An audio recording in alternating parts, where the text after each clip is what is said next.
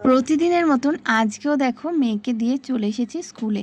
আর ঘুম থেকে উঠে কিন্তু অন্য কাজে সময় থাকে না। সবার আগে কিন্তু মেয়েকে ফ্রেশ করে আগে ড্রেস পরিয়ে স্কুলে দেওয়ার পালা।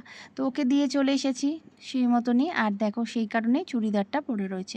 তো এসে ভাবলাম ঘরটরগুলো ঝাড় দিয়ে নিই। কারণ এই মানে অন্য ড্রেস পরে আবার নাইটি পরে যদি আমি কাজগুলো করি তো আবার কিন্তু 2 ঘন্টা পরেই ওকে আনতে যেতে হবে।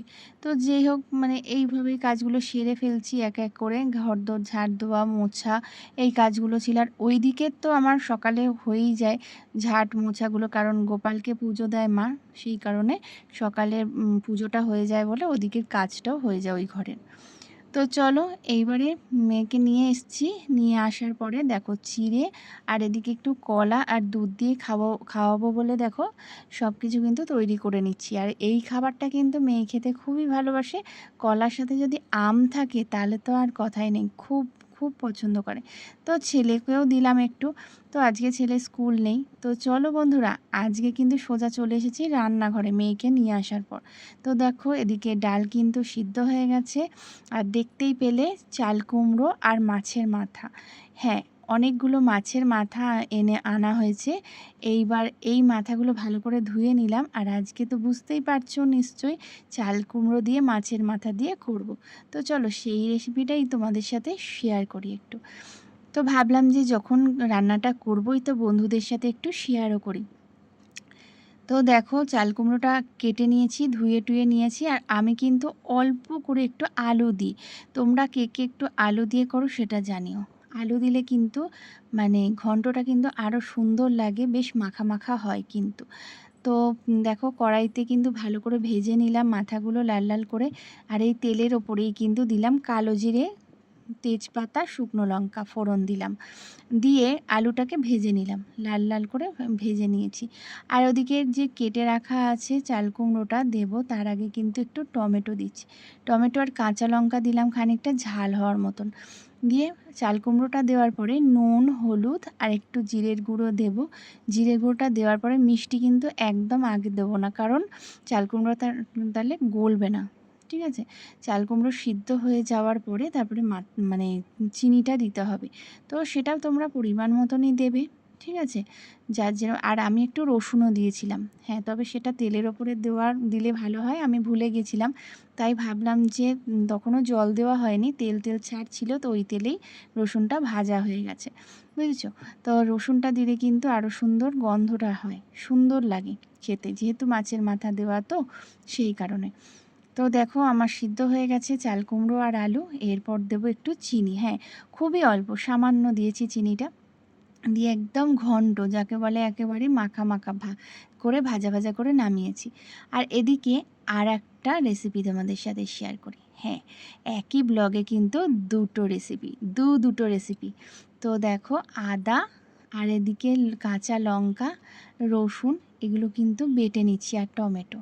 যেহেতু আজকে মাছের মাথাটা অনেকটা ছিল তাই ভাবলাম যে অর্ধেকটা মাথা দিয়ে কিন্তু মাছের মাথা দিয়ে মুড়ি ঘন্ট করে ফেলা যাক।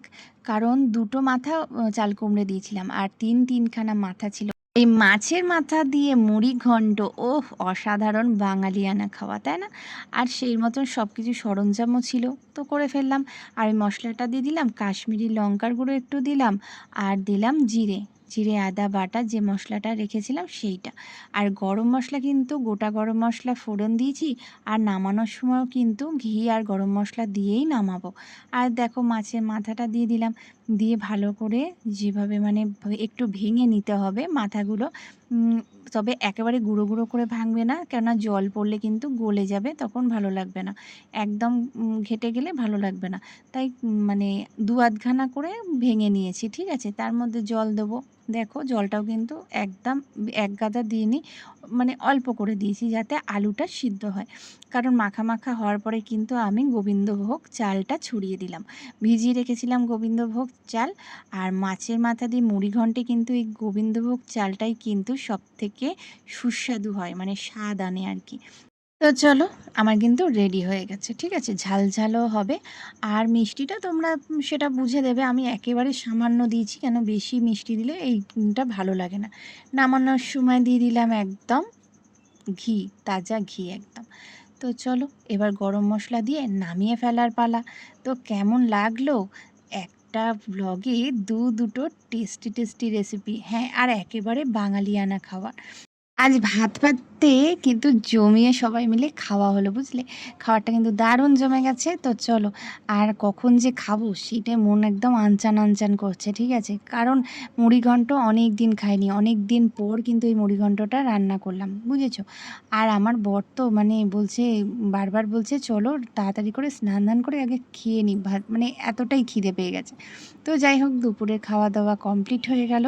একটু ঘুমানোর পরে কিন্তু সন্ধেবেলা দেখো, এটা করেছি হচ্ছে এগ সোয়াবিন চাউমিন, ঠিক আছে? এগ সোয়াবিন চাউমিনটা কিন্তু আমার ছেলের আবদারে করা হয়েছে। ছেলে বলল, মা এটা অনেক দিন করনি, করো তো। তো তাই জন্য করা হয়েছে। দুই মানে ছেলে মেয়ে মিলে দেখো বসে কেমন আনন্দ করে খাচ্ছে। তো সন্ধেটা এইভাবে কাটলো।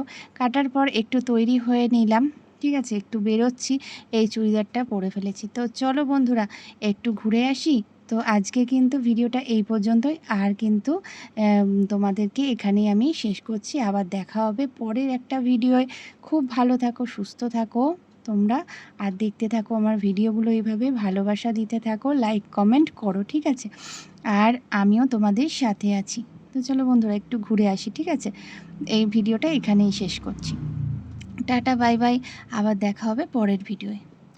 Good night, sweet dreams, love you all.